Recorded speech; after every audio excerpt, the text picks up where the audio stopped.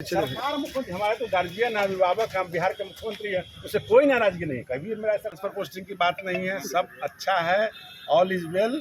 हम लोग एक जगह पे हैं जो माननीय मुख्यमंत्री जी सक्षम है, सबसे कोऑर्डिनेशन में रहते हैं, सबसे बात करते हैं, सबको समय देते हैं, चिंता मत कीजिए आप। विजेंद्र यादव का कहना है कि जो भी बात है वो मुख्यमंत्री से विजेंद्र बाबू श्रेष्ठ गार्जियन हम लोग के हैं। और क्या कहते हैं, हम तो छोटे बच्चे हैं, इस मंत्रिमंडल में बहुत कम उम्र के लोग हम हैं। मैं ना तो सरकार से नाराज हूँ, ना पार्टी से नाराज हूँ, मैं किसी से नाराज हूँ। कैबिनेट तो हमसे ज़्यादा तो कोई कैबिनेट करता ही नहीं। नमस्ते, मैं हूं रंजीत झा और आप देख रहे हैं ट्रस्ट न्यूज़। हमारे साथ हैं ट्रस्ट न्यूज़ के संपादक हेमंत कुमार। सर, आपका बहुत बहुत स्वागत है। धन्यवाद।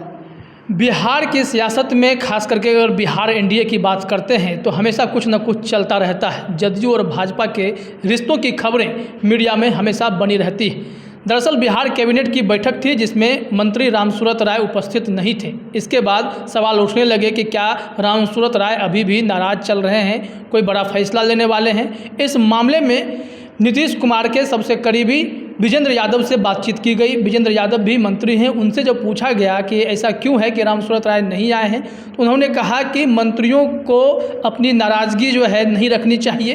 खास करके ट्रांसफ़र पोस्टिंग का अगर मुद्दा होता है तब तो बिल्कुल भी नाराज़गी नहीं रखनी चाहिए। उन्होंने सब कुछ एकजुट करने की जैसी सलाह दे दी। हालांकि रास्ते में रामसूरत राय भी मिल गए। अब उनसे जब पूछा गया तो उनके सुर भी बदले हुए थे। ये वही रामसूरत राय हैं जो बीते दिनों यह कह रहे थे कि जब हमारे मन की नहीं चलेगी तो फिर मेरे मंत्री रहने का क्या फ़ायदा है। ट्रांसफ़र पोस्टिंग से जुड़ा मुद्दा था, आप सबने देखा था कैसे नीतीश कुमार ने उनके लिए फैसले पर रोक लगा दी थी। लेकिन सुर लगातार बदलते हैं। अब कहते हैं कि झगड़ा मत लगाइए। सर, क्या कहेंगे रामसूरत राय के इस बदलते तेवर पे और फिर विजेंद्र यादव के बयान पे? जिस दौरान ये मामला आया था तबादला वाला, जिसमें नीतीश कुमार ने रोक लगाई थी उनके फैसलों पर जी, तो उस दौरान जब ये इनका बयान आ रहा था, रामसूरत राय का, इनकी नाराज़गी सामने आ रही थी कि हम कुछ निर्णय नहीं ले सकते हैं तो मंत्री रहने से क्या फ़ायदा है। उसके बाद वो यहाँ से पटना से चले गए थे सीधे अपने गांव, और यानी कि ऑफिस छोड़ करके। तो ये मैसेज ये जा रहा था कि काफ़ी नाराज़ हैं और उनको ये पोस्चरिंग की जा रही थी कि हम अपने मन से कुछ नहीं कर पा रहे हैं। तो उस दौरान जो हम लोग के पास जानकारी है कि उस दौरान उनको अच्छी खासी डांट पड़ी थी, और वो डांट पड़ी थी उनके राष्ट्रीय अध्यक्ष की ओर से, और जो बिहार के प्रभारी तो अभी कोई बीजेपी का है नहीं, लेकिन वो धर्मेंद्र प्रधान ही देख रहे हैं। तो उनकी ओर से भी इनको ये नसीहत दी गई कि आप इस तरह की बातें न किया करें। तो वो अभी बीजेपी किसी भी कीमत पर नीतीश कुमार को नाराज़ नहीं करना चाहती है। उसकी वजह यह है कि अब चुनाव के मोड में सरकार जा रही है, यानी कि जो केंद्र सरकार है वो चुनावी मोड में आ गई हुई है। आप देखेंगे तमाम तरह के जो कार्यक्रम हो रहे हैं वो सब कुछ उसी दिशा में जा रहे हैं। सामने जो 2024 का लोकसभा चुनाव है उसको ध्यान में रखकर सब कुछ हो रहा है। तो बिहार एक ऐसा स्टेट है कि जहाँ KLI की नाराज़गी, उसकी खुशी, उसकी नाराज़गी, तमाम चीज़ों का बहुत असर पड़ता है। तो मुझे लग रहा है कि नीतीश कुमार को नाराज़ ना किया जाए, इस लाइन पर बीजेपी काम कर रही है। और यही वजह है कि रामसूरत राय जो उस समय एक तरह से वो बच्चों की तरह पैर पटक रहे थे और कि मेरा कहा हुआ नहीं सुना जा रहा है, मेरे फैसलों पर रोक लगा दिया जा रहा है और मंत्री रहकर क्या होगा। तो वो जो आज जो मिले मीडिया के सामने में और जो कैबिनेट की मीटिंग में नहीं आए थे, और उसके बाद जो उनसे पूछा गया तो उन्होंने जो कहा कि नहीं हम नाराज़ नहीं और आप लोग झगड़ा मत लगाइए। तो झगड़ा मीडिया नहीं लगाता है, बल्कि झगड़ा तो भीतर में चल ही रहा है। जो एक बड़ा हिस्सा जो है बीजेपी का, उसके भीतर में असंतोष, तरह तरह का असंतोष है और वो गाहे बगाहे सामने आता रहता है। जैसे कि पिछले दिनों ये कल आया कि श्रवण कुमार ने कहा कि बिहार में कोई बीजेपी का किसी नेता को कोई खतरा नहीं है। उसके पहले ये एक खबर आ गई थी कि बीजेपी के फलाने इतने नेताओं को खतरा है। तो उसको लेकर के भी राजनीति चल रही थी। फिर ये संजय जायसवाल जो बीजेपी के प्रदेश अध्यक्ष हैं, उन्होंने कह दिया था कि यहाँ हर जगह स्लीपर सेल्स मौजूद है बिहार में।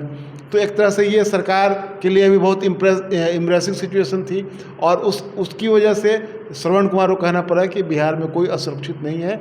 और सब सवाल ये है कि देखा तो यह जाता है कि राज्य स्तर पर इसके बावजूद भी चाहे संजय जायसवाल जो प्रदेश अध्यक्ष हैं, जिनके पास जिम्मेदारी है कि बिहार भाजपा को संतुलित रखना, वो खुद इस तरह की बयानबाजी करते हैं जिससे लगता है कि आज नहीं तो कल रिश्ते तो एकदम बिगड़ ही जाएंगे बिहार में जदयू और भाजपा के।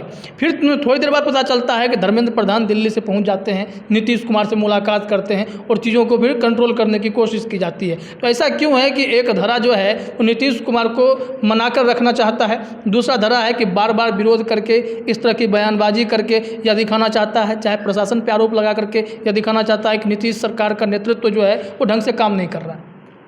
देखिए, एक चीज़ ये है कि दोनों चीज़ों में थोड़ा सा अंतर करना पड़ेगा कि जैसे कि जो संजय जायसवाल जो कह रहे हैं और जो बिहार में टेरर मॉड्यूल की बात जो हो रही है, फिर फुलवाड़ी शरीफ को आतंकी फुलवाड़ी कहा जा रहा है, मीडिया भी इसी लाइन पर खबरें कर रहा है, तो वो जो है उसमें वो तो पूरा बीजेपी का पूरी क्रोनोलॉजी को जब आप समझेंगे तो उसके पूरी बीजेपी को सूट करता है वो वाला लाइन। तो इसलिए उसमें बहुत दिक्कत नहीं है। दिक्कत ये है कि जो ट्रांसफ़र पोस्टिंग या अधिकारियों की मनमानी या कुछ ऐसा कानून व्यवस्था, ये आपस का जो इंटरेस्ट है, जो पेटी इंटरेस्ट जिसको कहते हैं, छोटे छोटे जो हित हैं लोगों के, उन नेताओं के, विधायकों के, मंत्रियों के, उन हितों को लेकर के नहीं लड़ना है आपको। वो वाला जो है, जो संजय जायसवाल का जो है, वो एक पॉलिटिकल लाइन है वो, जिसको वो फॉलो करते हैं। तो वो ऐसे ही नहीं बोलते हैं। जैसे पिछली बार उन्होंने कह दिया था कि यहाँ पुलिस प्रशासन काम नहीं कर रहा है, बीजेपी के विधायकों पर हमले हो रहे हैं, बीजेपी के दफ्तरों पर हमले हो रहे हैं, वो सब जो है वो एक तरह से नीतीश कुमार को समझिए कि उनको घेरने की प्लानिंग के तहत ऐसा होता है, और वो घेर कर रखने के लिए। और जो हिंदू मुसलमान वाला जो है, फुलवाड़ी शरीफ वाला मामला जो है, उसमें वो भी उसके पॉलिटिकल लाइन को वो सूट करता है, इसलिए उसको तो वो अलग मामला है। और ये वाला जो है, जो जैसे रामसूरत राय वाला मामला है, ये एक तरह से पेटी इंटरेस्ट है लोगों का, जो छोटे छोटे हित हैं भीतर, सरकार के भीतर में हैं जो लोग हैं, उनका, सरकार से बाहर हैं वो उनका। तो ये इस पर कहा जा रहा है कि इस पर लड़ना नहीं है। जी, अब सर ये देखिए कि रामसूरत राय भी यह कह रहे हैं कि हमको झगड़ा मत लगवाइए, झगड़ा हम नहीं करना चाहते हैं, और चीज़ें कहीं ना कहीं देखी जाती है कि भाजपा बार बार बैलेंस करने की कोशिश करती है। लेकिन क्या नीतीश कुमार अब इस स्थिति में है कि 2025 में फिर से उनका उतना बड़ा जनाधार वापस आए? क्योंकि जो उन्होंने नुकसान देखा है कि 45 सीटों पर आकर के सिमटे, 43 सीटों पर आकर के सिमटे, तो अब वो स्थिति है। उनके भी कई मुस्लिम विधायकों को खड़ा किया गया था बिहार विधानसभा में चुनाव लड़ने के लिए, एक भी जीत कर भी नहीं आया। तो ऐसे में मुस्लिम का जो एक प्रेम होता है वो भी नीतीश कुमार के प्रति कम होता दिखाई पड़ा। इसके बाद भी भाजपा को लगता है कि नीतीश कुमार ही नैया पार कराएंगे, तभी तो झगड़ा नहीं चाहते। देखिए, आज एक खबर आई है, उसकी इस चर्चा के दौरान मैं उस ओर आपका ध्यान दिलाना चाहता हूँ कि मुख्यमंत्री ने बक्सर में जो ब्रह्मेश्वर स्थान मंदिर है, इसका भोले शंकर का मंदिर है, उसके लिए बहुत लंबा चौड़ा प्रोजेक्ट का ऐलान किया उन्होंने, और उसका शिलान्यास किया पटना से ही। और उसी दौरान उन्होंने कहा कि 60 साल पुराने मंदिरों की घेराबंदी कराई जाएगी, और ऐसे बिहार में 293 ऐसे मंदिर हैं जिसके बारे में ये कहा गया कि वो इसके प्रीव्यू में आएगा, जिसकी घेराबंदी होगी। तो बीजेपी लंबे समय से ये इस तरह की मांग कर रही थी, और वो उसको एक तरह से कब्रिस्तान की घेराबंदी और इसको सबको एक तरह से तो उसको सामने रख करके उसको तुलनात्मक उसका ये वर्णन ये उसको किया जा रहा था, पेश किया जा रहा था कि वहाँ। तो आज नीतीश कुमार ने जो ये कार्यक्रम जो हुआ उसमें अवधेश नारायण सिंह भी थे जो विधान परिषद के सभापति हैं। तो बीजेपी की एक बहुत बड़ी मांग नीतीश कुमार ने मान ली, और उसका आज यहाँ से उन्होंने शिलान्यास भी किया पटना से।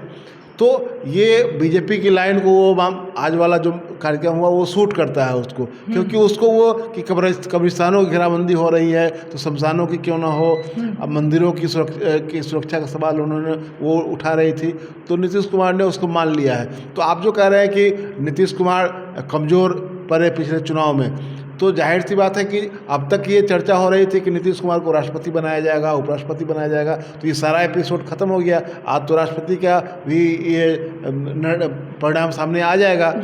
तो कुल मिलाकर के अब ये है कि नीतीश कुमार तो जहाँ थे वहीं रह गए। वो तो मुख्यमंत्री हैं, तो मुख्यमंत्री अभी ये बने रहेंगे और मुख्यमंत्री बने रहने के लिए बीजेपी का शीर्ष नेतृत्व चाहता है कि ये 2024 तक हमारे साथ रहें और इस बीच में कोई लड़ाई झगड़ा इनके साथ ना हो। हाँ, बीजेपी का जो अपना पॉलिटिकल एजेंडा है उसको वो गाहे बगाहे साधने की कोशिश करेगा, उसके लिए नीतीश कुमार को घेरने की कोशिश की जाएगी। लेकिन ये जो छोटे छोटे हित हैं नेताओं के, व्यक्तिगत हित हैं, अब मान लीजिए कि ट्रांसफ़र वाला जो मामला है वो मैं मानता हूँ कि पूरी तरह से ये निजी हित है। उसमें जो पैसों का खेल होता है, जो लेन देन होता है, उसी को लेकर लड़ाई होती है। उसी में होता है कि हमारी बात कितनी मानी जा रही है, नहीं मानी जा रही है। अभी यूपी में जो हो रहा है वो ट्रांसफ़र पोस्टिंग का ही मामला है। तो दोनों बिहार और यूपी में ट्रांसफ़र पोस्टिंग उद्योग काफ़ी चर्चा में रहता है। और अभी संयोग से आप जो चर्चा कर रहे हैं कि रामसूरत राय का, तो रामसूरत राय वाला प्रकरण यही है कि वो उतना ही बोलते हैं, उतना ही करते हैं जितना उनका नेतृत्व चाहता है। और पिछली बार जो उन्होंने जितना नखरा किया था उसके बाद उनको काफ़ी नसीहत मिली थी और डांट भी पड़ी थी। और इसी का नतीजा है कि वो उनके सुर आज बदले हुए नजर आ रहे हैं।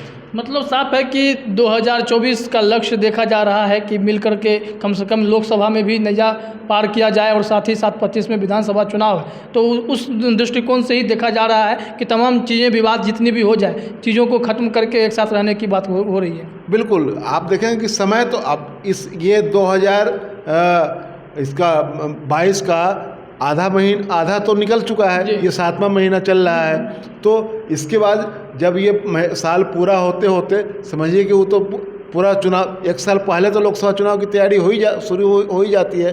तो ऐसे में कोई बीजेपी का नेतृत्व नहीं चाहता है कि नीतीश कुमार को नाराज़ किया जाए, उनको संभाल कर रखा जाए ताकि बिहार में कम से कम एक जो माहौल, कम से कम जो समीकरण है वो समीकरण हमारे पक्ष में रहे। जी, तो कुल मिलाकर मामला सियासत का ही है, चाहे रामसूरत राय हों या कोई और नेता भाजपा के हों, कोई भी टिप्पणी करते हैं, बाद में विवाद होता है। लेकिन चीज़ों को संभालने की कोशिश इसलिए की जा रही है कि आगे 2024 सामने खड़ा है, समय कम है, इन चीज़ों को देखा जा रहा है। शायद इसी वजह से मंत्री रामसूरत राय भी कह रहे हैं कि झगड़ा मत लगाइए। फिलहाल इस चर्चा में इतना ही। आप सभी का हम सबसे जुड़ने के लिए बहुत बहुत धन्यवाद।